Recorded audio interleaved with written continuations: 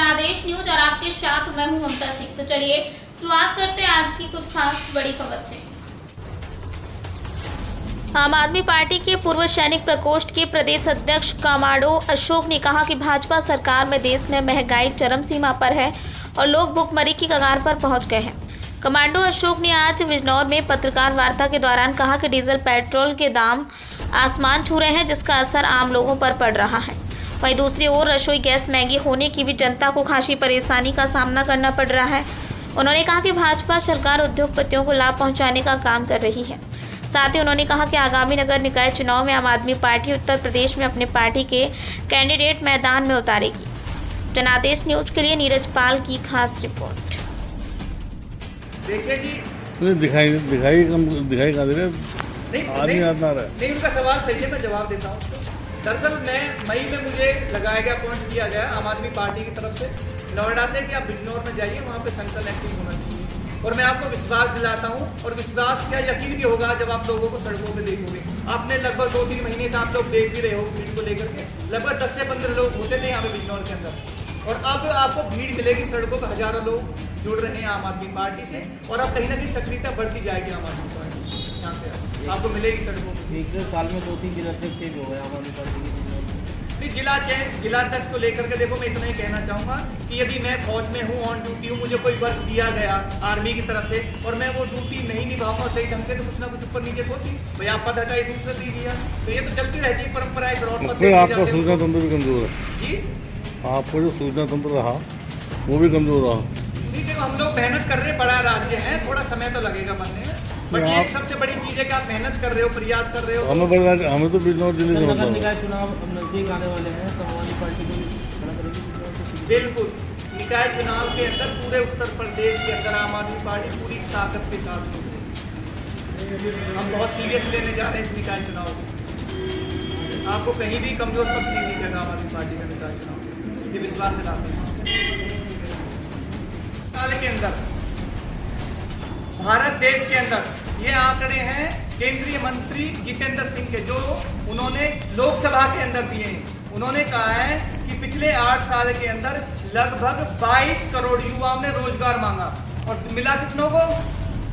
7,22,000 युवाओं को रोजगार दिया पिछले 8 साल में योगी सरकार ने।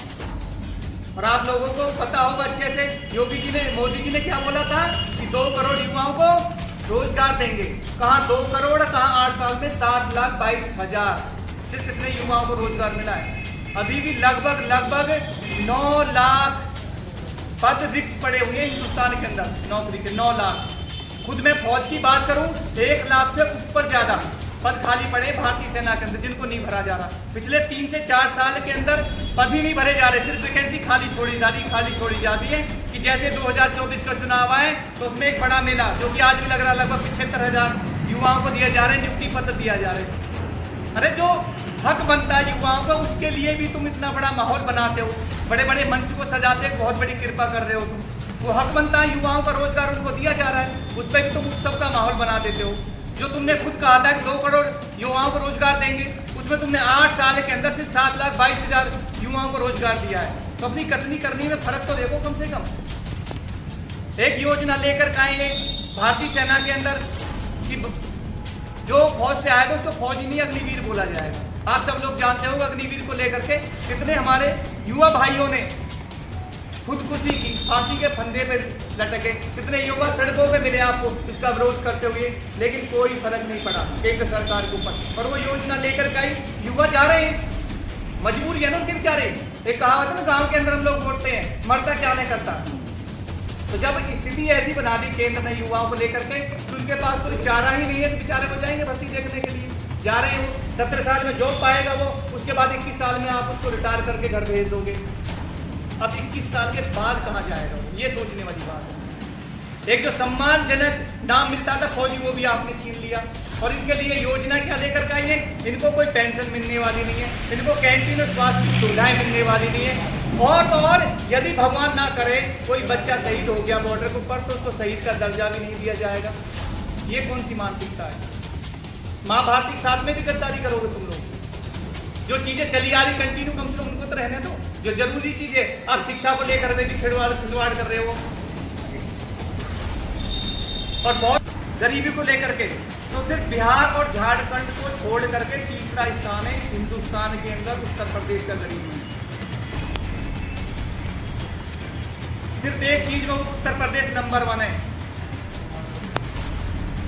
प्रवासी लोगों के रूप में। उत्तर प्रदेश से हर साल लगभग 1,23,20,000 प्रवासी लोग दूसरे राज्यों में काम करने के लिए जाते हैं, मजबूरियों उन लोगों के सामने, और इसमें नंबर 1 है उत्तर प्रदेश प्रवासी मजदूरों के मामले में। 1,23,20,000 लोग हर साल उत्तर प्रदेश से बाहर काम करने के लिए जाते हैं, अपनी जीविका चलाने के लिए जाते हैं, अपने परिवार का भरण पोषण करने के लिए मजबूरी में उन्हें उत्तर प्रदेश छोड़ना पड़ता है। ये है योगी राज की सच्चाई।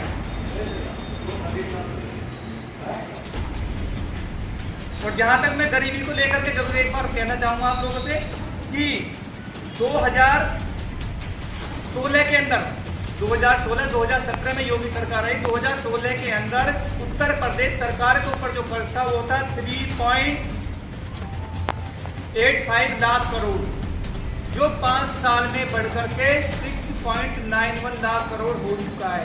तो लगभग 40 से 45% कर्ज और लिया है योगी सरकार ने। और जहां तक आप विकास के दायरे से देखोगे तो आपको कुछ दिखने वाला नहीं है। सिर्फ हो सकता है आपको दिख जाए कि बुलडोजर चलता हुआ दिख जाए आपको, इसके सिवा कुछ यूपी में दिखेगा नहीं विकास के नाम पे। और पिछले 4 साल के अंदर जो उसके पास टैक्स कलेक्शन था, योगी सरकार के पास में जो पैसा था, जो धन था, उसको भी वो खर्च करने में असमर्थ रही। और ये जो पूरे आंकड़े सरकारी वेबसाइट पे भी आपको मिल जाएंगे, जो मैं आपके सामने रख रहा हूँ सत्यता के साथ। ये हालत है उत्तर प्रदेश के। यदि आप सिर्फ आम इंसान की जरूरतें क्या, आम इंसान की जरूरतें हैं, उसका एक सपना होता है, उसका एक ड्रीम होता है कि मेरा बच्चा, मैं तो जैसे तैसे गुजर कर रहा हूँ, कम से कम मेरा बच्चा एक अच्छे स्कूल में जाए, अच्छी शिक्षा ग्रहण करे, एक अच्छी जॉब पाले, वो कम से कम खुद का और परिवार का भरण पोषण कर सके। योगी सरकार शिक्षा के मामले में भी जीरो रही, स्वास्थ्य के मामले में भी जीरो रही है। और जहाँ तक मैं सुशासन की बात करूँ तो भी आंकड़े आप लोगों को भी पता होंगे, पिछले लगभग 10-12 दिन के अंदर 4 रेप केसेस तो योगी जी के नाक के नीचे लखनऊ में हुए। 4 केसेस हैं 10 दिन के अंदर लखनऊ के अंदर, रेप केस के, बलात्कार के। हमें बात करता हूं, देखा होगा पिछले सप्ताह पीटी की परीक्षा हुई। पीटी की परीक्षा में लाखों युवाओं ने परीक्षा दी। और ये पीटी की परीक्षा क्या, इसकी मानसिकता को भी समझना जरूरी है।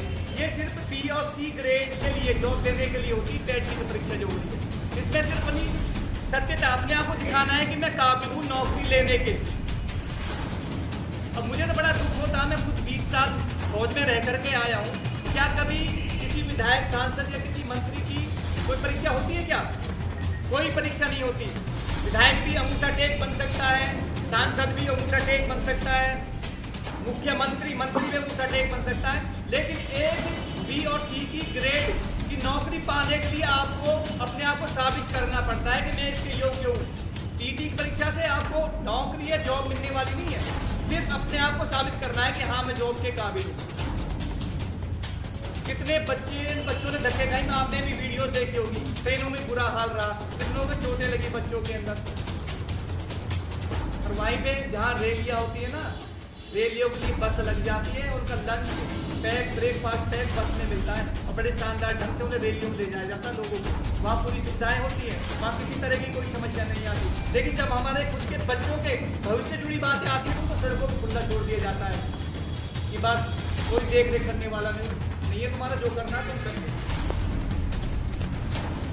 और बेरोजगारी, क्योंकि आप लोग सब जानते हो कि ये जो 2 मुद्दे हैं, ये एक ऐसे मुद्दे हैं जिससे हर परिवार पीड़ित है आज के टाइम में। महंगाई इसी से छुपी नहीं है, जग जाहिर है, सबको पता है कि भारत देश के अंदर महंगाई चरम पे है। और ये रिकॉर्ड कितने साल का टूटा? 40 साल का। 40 साल के अंदर जो महंगाई दर है वो टॉप पर है, लगभग 9.1 भारत देश के अंदर। और जहाँ तक मैं आपसे बात करूँ, कुछ आंकड़ों के साथ मैं आपके साथ बात करूँगा, क्योंकि पीसी के हिसाब से दरअसल जो महंगाई की जड़ है, यदि आप मूल जड़ को पकड़ने की कोशिश करोगे तो मूल जड़ होता है आपका डीजल और पेट्रोल। क्योंकि जितनी भी वस्तुओं का आदान प्रदान होता है एक स्थान से दूसरे स्थान पर, वही डीजल पेट्रोल के द्वारा होता है। और मैं आपको अवगत करा दूँ कि डीजल और पेट्रोल जून से लेकर सितंबर 9 सितंबर को जो कच्चे तेल की कीमतें थी अंतर्राष्ट्रीय मार्केट के अंदर सितंबर 9 से पहले थी $116 पर बैरल और वो पहुंच चुकी है लगभग $86 पर बैरल के अंदर। तो ये लगभग जो पैसे कम हुए हैं कच्चे तेल के अंतर्राष्ट्रीय मार्केट के अंदर, तो इसका रेशो पैसे में कैलकुलेशन करते हो तो लगभग 15 रुपये पेट्रोल 15 रुपये डीजल पे पैसे कम होने चाहिए, जो कि नहीं हुए। बात मैं करूँ रसोई गैस की, तो रसोई गैस के ऊपर भी लगभग 13% पैसे कम हुए का अंतर्राष्ट्रीय मार्केट के अंदर। तो उस हिसाब से आप पैसे का आंकड़े में निकालो, डॉलर को करते हो तो लगभग रसोई गैस की भी 150 रुपये कम होनी चाहिए, जो कि नहीं हुई। इस मानसिकता को समझना जरूरी है कि ऐसा क्यों नहीं हो रहा। यदि आप पिछले जो 5 राज्यों में चुनाव हुए उनका निरीक्षण करो, उनको देखो तो 4 नवंबर से और 22 मार्च तक तेल की कीमतें स्थिर रही, जो कि इस दौरान तेल की कीमतें अंतर्राष्ट्रीय बाजार के अंदर बढ़ी। लेकिन वजह क्या थी? वजह थी 5 राज्यों के चुनाव, जिसकी वजह से तेल की कीमतों को नहीं बढ़ाया गया। नेक्स्ट आता है आपका पीएम को ऊपर भी टैक्स लगा दिया गया है, और आप टैक्स के हिसाब से जाओगे तो कॉर्पोरेट टैक्स जो अब से पहले 30% था उसको घटा करके 22% कर दिया गया है, जिसकी वजह से भारत सरकार को लगभग 5 लाख करोड़ रुपए का टैक्स में घाटा हो रहा, नुकसान उठा रहा है। इसको दी गई है रियायत दी गई है बड़े बड़े उद्योगपतियों को कॉर्पोरेट टैक्स के अंदर लगभग 8% टैक्स कर दिया है। ये है भारतीय जनता पार्टी की मानसिकता। अब मैं बात करूं शिक्षा स्वास्थ्य को लेकर के। दरअसल उत्तर प्रदेश एक ऐसी सरकार लेकर चल रहा है योगी सरकार को, जिसके अंदर स्कूलों को मनमानी करने की कुछ छूट दी जाती है। खुद राज्य सरकार की तरफ से आपको भी याद होगा कि 5% फीस बढ़ाने का एक तरह से आदेश दिया गया उत्तर प्रदेश सरकार के द्वारा कि सभी प्राइवेट स्कूल 5% फीस बढ़ा सकते हैं।